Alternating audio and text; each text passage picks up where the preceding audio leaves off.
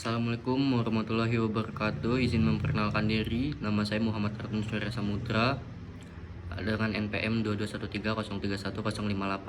Hari ini saya akan mempresentasikan tentang ekonomi publik.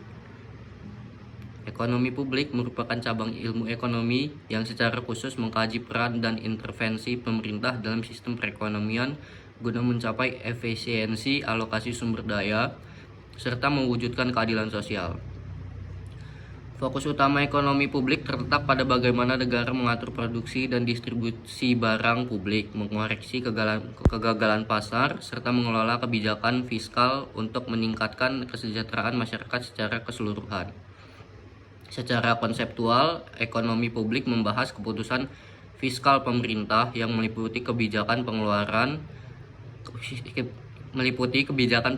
negara, sistem perpajakan, serta pengelolaan utang publik. Analisis dalam ekonomi publik tidak hanya berorientasi pada efisiensi ekonomi, tetapi juga pada dimensi distribusi, pendapatan, dan stabilitas makroekonomi.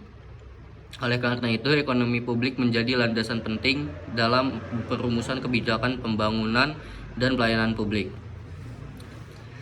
Richard A. Musgrave merupakan salah satu tokoh sentral dalam pengembangan teori ekonomi publik. Musgrave mengemukakan bahwa pemerintah memiliki 3 fungsi utama, yaitu fungsi alokasi, fungsi distribusi, dan fungsi stabilisasi. Fungsi alokasi berkaitan dengan penyediaan barang dan jasa publik yang tidak dapat disediakan secara efisien oleh mekanisme pasar. Fungsi distribusi bertujuan mengurangi ketimpangan pendapatan melalui instrumen fiskal. Sedangkan fungsi stabilisasi berfokus pada menjaga kestabilan ekonomi melalui kebijakan fiskal dan moneter. Salah satu konsep fundamental dalam ekonomi publik adalah barang publik, yaitu barang yang bersifat non-rival dan non-eksklusif. Karakteristik tersebut menyebabkan faktor swasta tidak memiliki insentif untuk memproduksinya secara optimal. Contoh barang publik antara lain pertahanan nasional, penerangan jalan, dan sistem keamanan umum. Ketidakmampuan pasar dalam menyediakan barang publik ini merupakan bentuk nyata dari kegagalan pasar. Selain barang publik, kegagalan pasar juga muncul akibat eksternalitas baik negatif maupun positif. Eksternalitas negatif seperti pencemaran lingkungan akibat aktivitas industri menimbulkan biaya sosial yang tidak tercermin dalam harga pasar. Untuk menginternalisasi dampak tersebut, pemerintah dapat menerapkan instrumen kebijakan seperti pajak Pigovian. Sebaliknya, eksternalitas positif misalkan di bidang pendidikan dan kesehatan menghasilkan manfaat sosial yang lebih besar dibandingkan manfaat privat, sehingga memerlukan intervensi pemerintah dalam bentuk subsidi atau penyediaan langsung layanan publik. Peran pemerintah dalam ekonomi publik.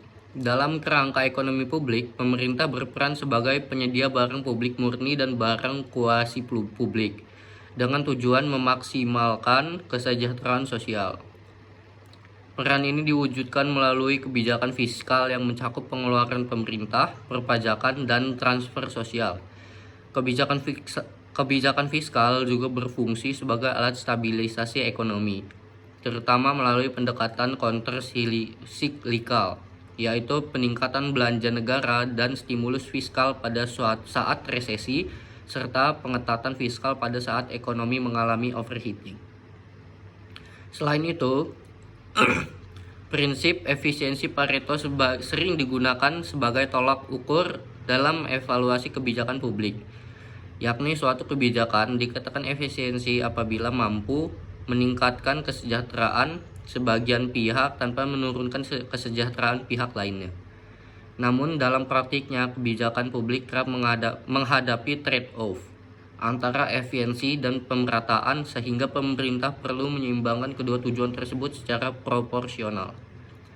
Dengan demikian, ekonomi publik memberikan kerangka analitis yang komprehensif untuk memahami bagaimana kebijakan pemerintah dapat digunakan secara efektif dalam mengatasi kegagalan pasar, meningkatkan efisiensi ekonomi, serta keadilan sosial yang berkelanjutan. Sekian, terima kasih. Assalamualaikum warahmatullahi wabarakatuh.